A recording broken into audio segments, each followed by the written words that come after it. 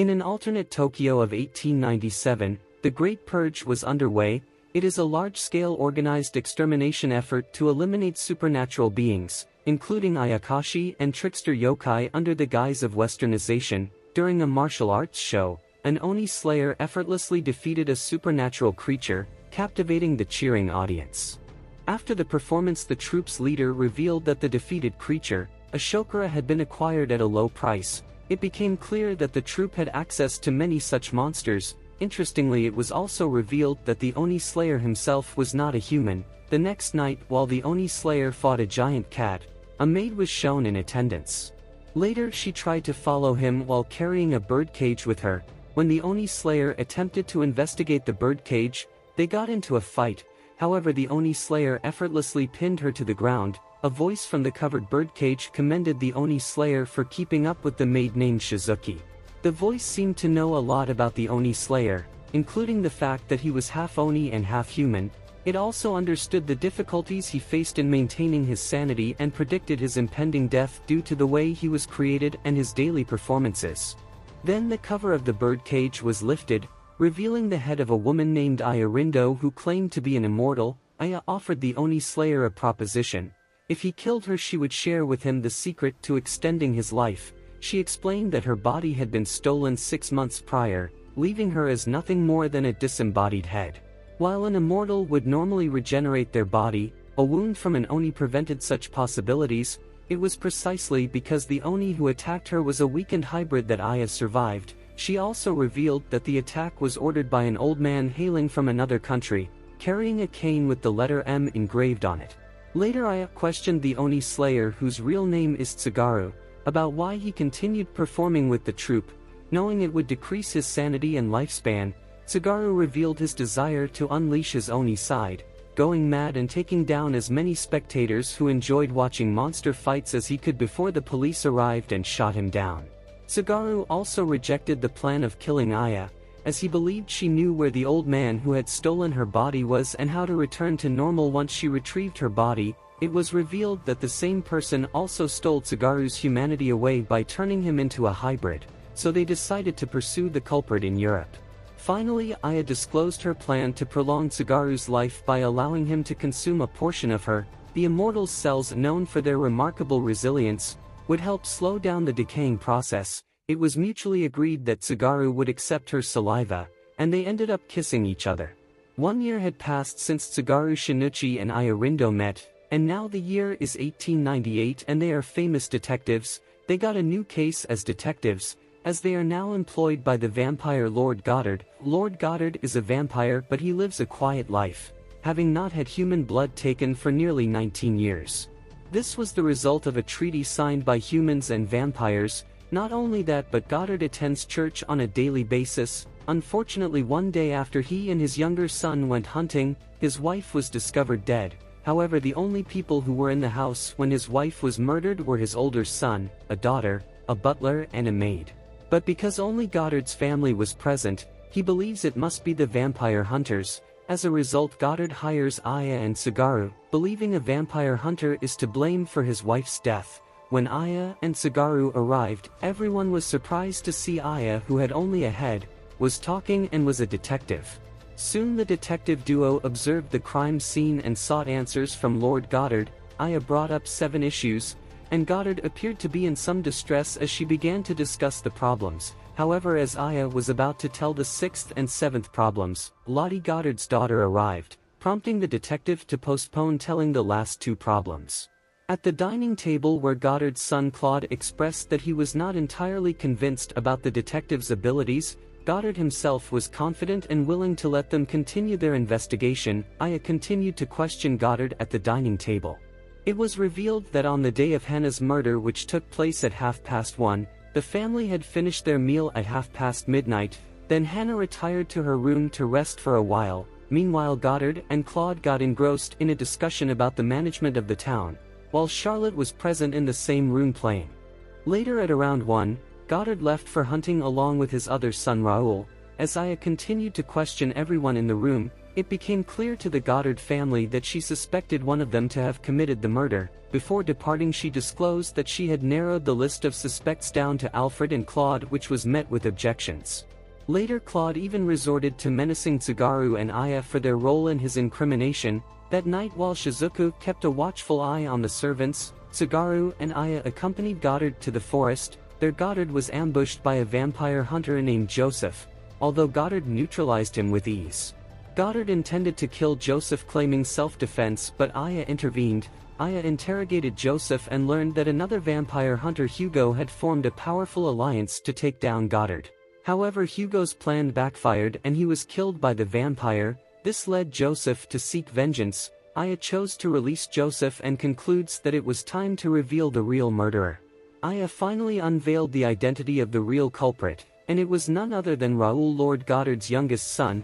He had committed the murder of his own mother. Raoul had invited Hugo, the vampire hunter, who brought a silver stake into the house to attack Goddard. While everyone was occupied by the stake, Raoul used its sheath to freeze holy water. With this makeshift weapon, he attacked Hannah and took her life. Then he let it melt so that no evidence remained. Raoul then took some of Hannah's blood and put it on Hugo's silver stake to make it look like an outsider had broken into their house, acquired the stake, and committed the murder.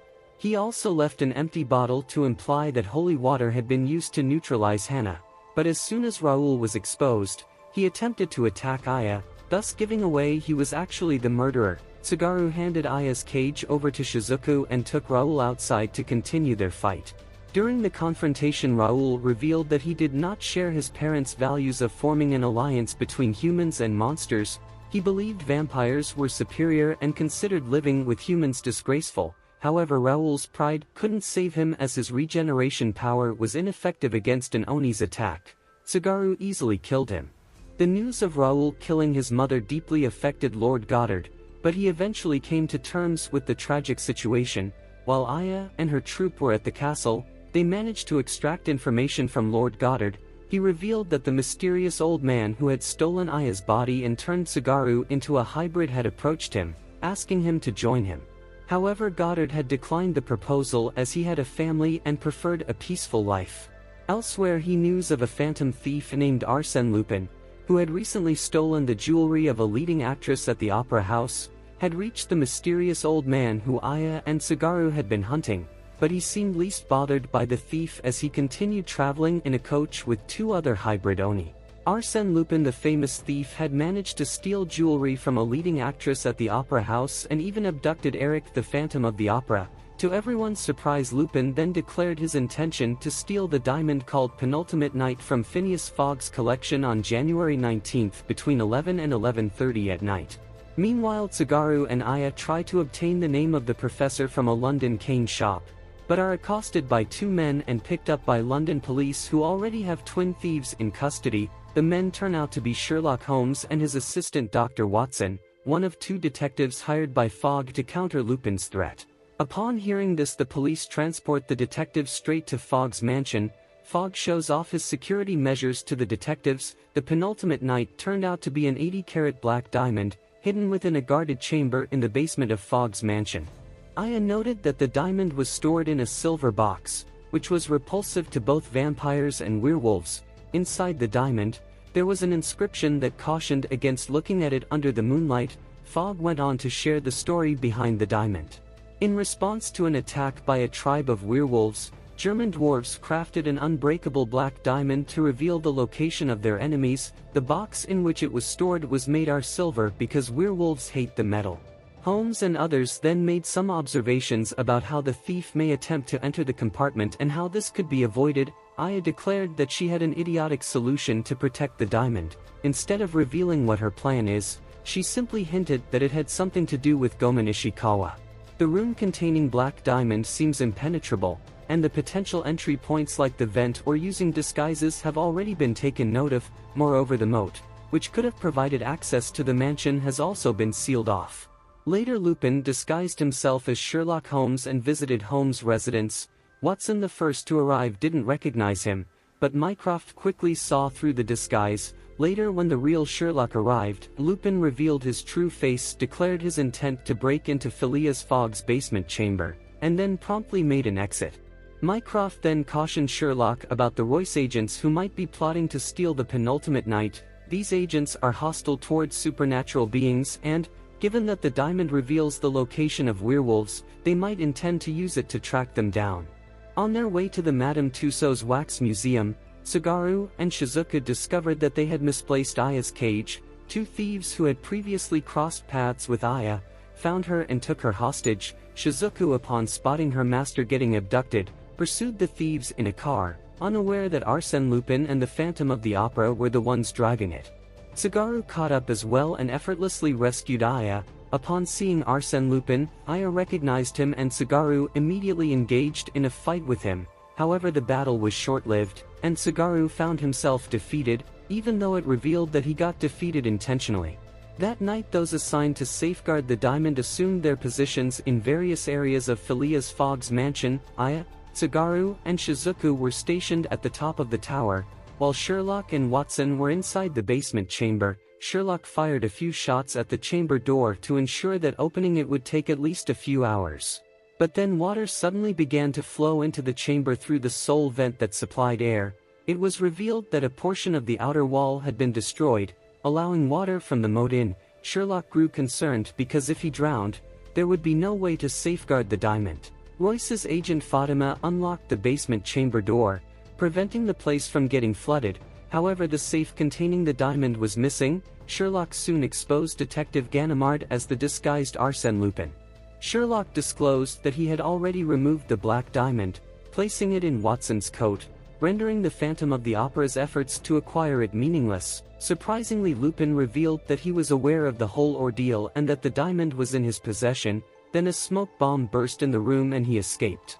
Tsugaru, recounting the famous story of Ishikawa Goemon's cohorts stealing all the cauldrons in Edo to save him from being boiled alive. So to catch the thieves, one man decided to hide within his cauldron. Taking inspiration from this tale, Aya hid within the safe, ultimately catching Lupin and the Phantom by surprise just when they believed they had escaped. Tsugaru, Shizuku and the other Royce agent arrived at that moment. This led to a fight between Tsugaru, Lupin and the Royce agent as they all tried to gain possession of the diamond. The Phantom of the Opera had fled the scene the moment he had perceived the imminent danger. Unfortunately, he ran into Fatima, who shot him down with her crossbow.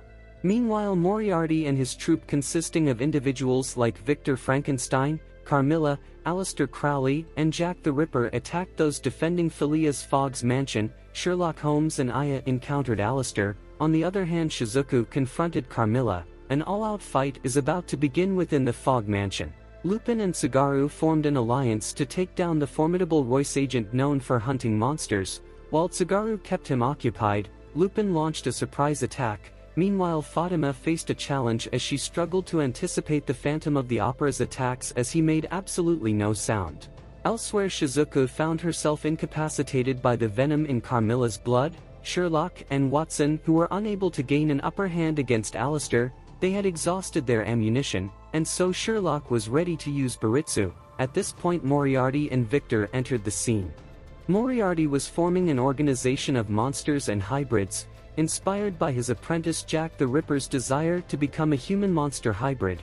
Moriarty had his eyes set on enhancing humans by giving them the combined abilities of an Oni and an immortal to make them stronger.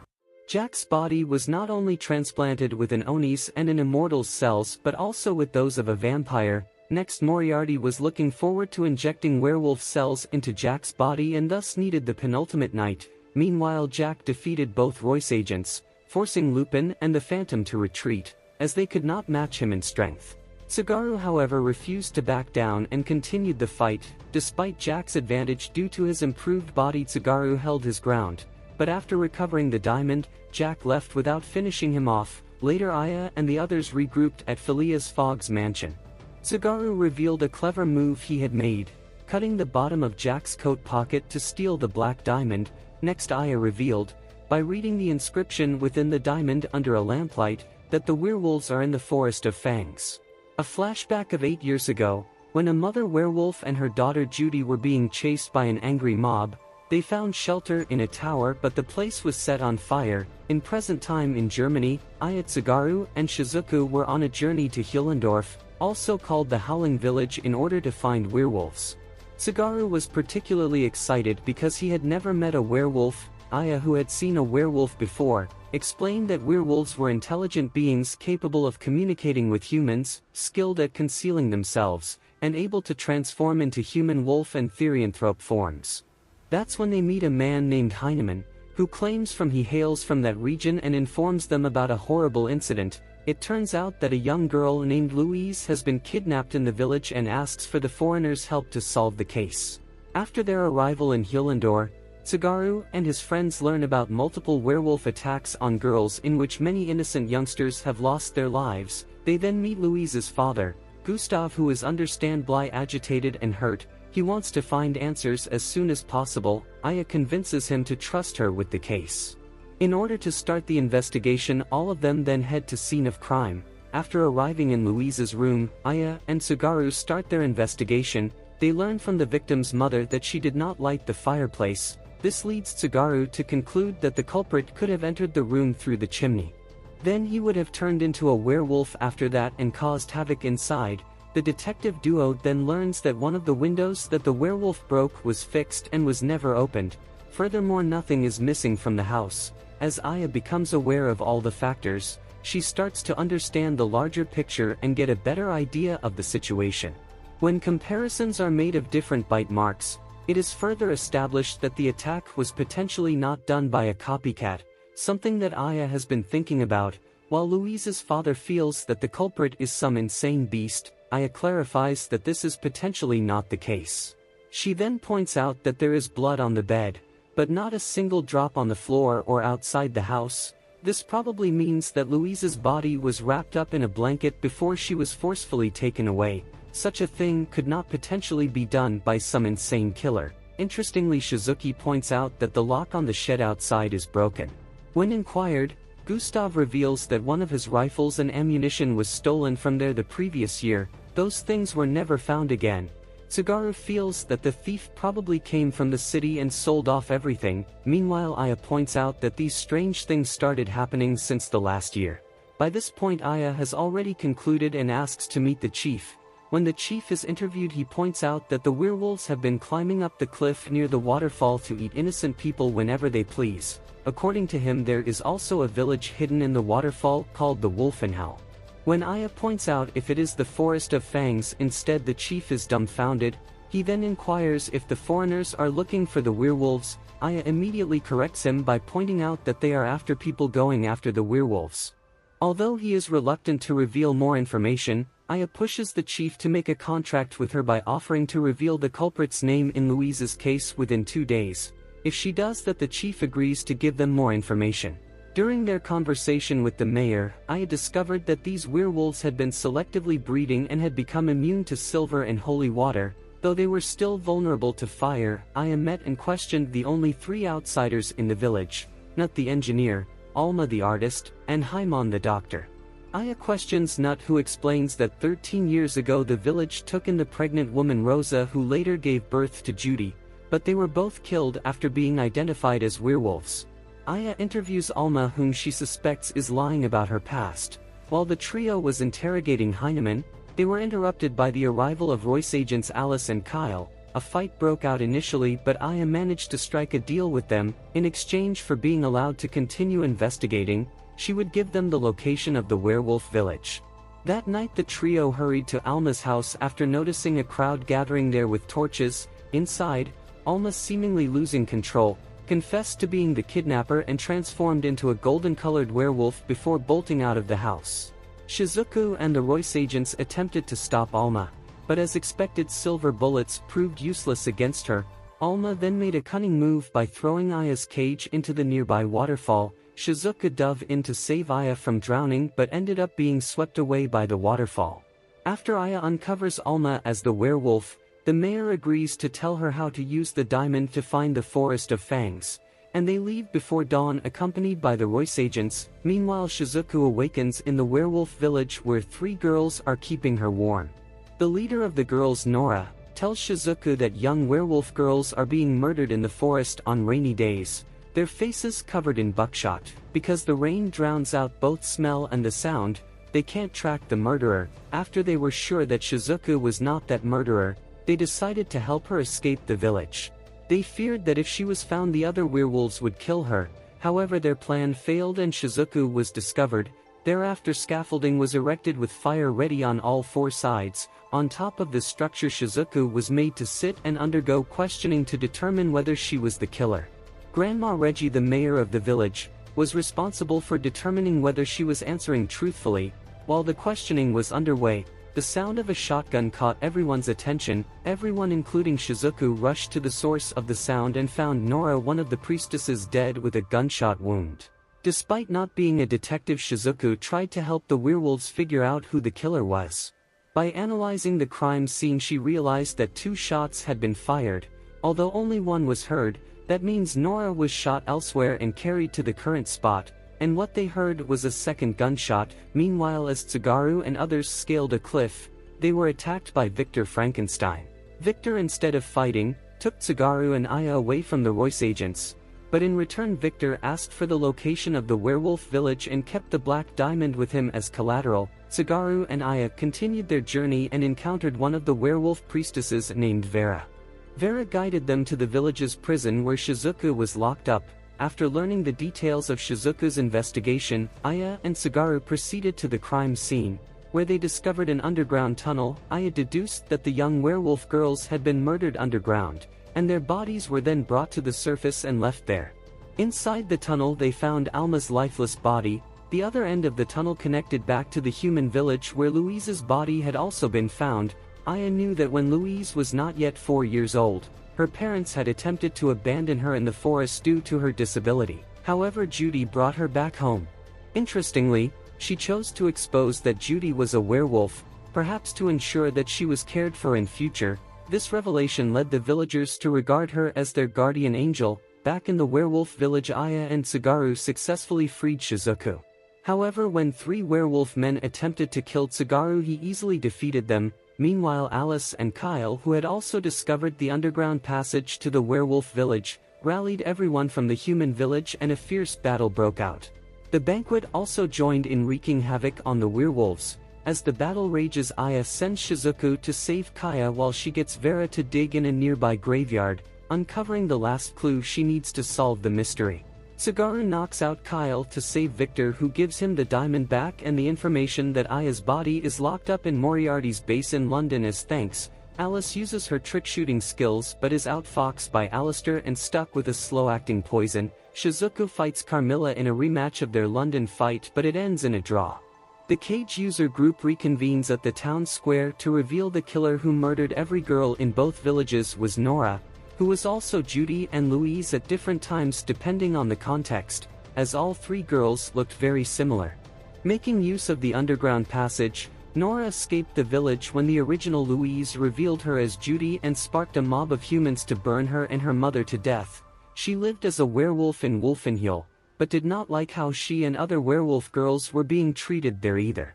So using the hidden passage, she kidnapped Louise and posed as her in the human village, then would pick a stray young human girl to murder and drag them to the werewolf village to later be discovered, ensuring that the humans and werewolves would suspect the other as the culprit. Nora admits to her role as the culprit, including the deaths of Alma and the real Louise in the hidden passage. As she flees the scene and returns to her cave, Tsugaru awaits and manages to tie her up, but Aya lets Nora go, as she believed that her goals of freeing her fellow villagers from sexual servitude by faking their deaths with human bodies was a noble goal. As Nora decides to travel the world, the Cage user plans to return to London. So this is the end of anime. Don't forget to like and subscribe if you enjoyed it.